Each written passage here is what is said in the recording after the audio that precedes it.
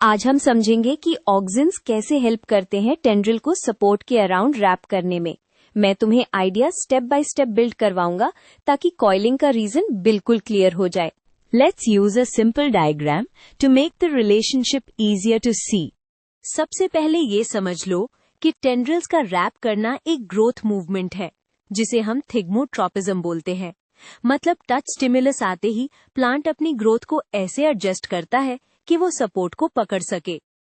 अब की पॉइंट है, टच होने पर टेंड्रिल के दोनों साइड्स पर ग्रोथ सेम नहीं रहती। प्लांट को कर्व बनवाना होता है और कर्व तभी बनता है जब एक साइड ज्यादा फास्ट ग्रो करे और दूसरी साइड स्लो। ऑक्सिन यही डिफरेंस क्रिएट करने में मेजर रोल प्ले करता है।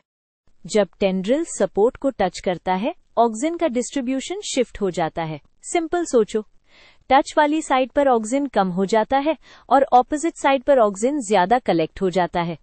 ये रीडिस्ट्रीब्यूशन ही टर्निंग का स्टार्टिंग पॉइंट है। अब ऑक्सिन का काम क्या है? जनरली शूट्स और टेंड्रिल्स में ऑक्सिन सेल एलोंगेशन को प्रमोट करता है।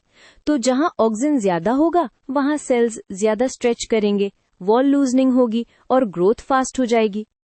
तो अब तुम प्रिडिक्ट कर सकते हो, आउटर साइड ज्यादा लंबी हो रही है, इनर टच साइड कंपैरेटिवली छोटी रह जाती है।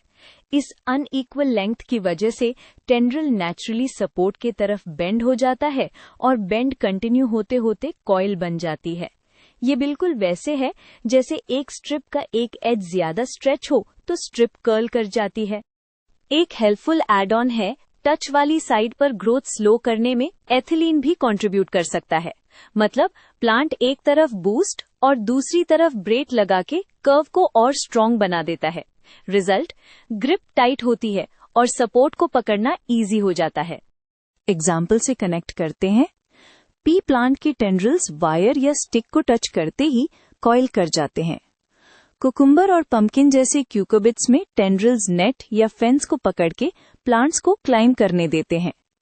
ग्रेप वाइन में भी टेंड्रिल सपोर्ट पकड़कर प्लांट को अपराइट रखने में हेल्प करते हैं।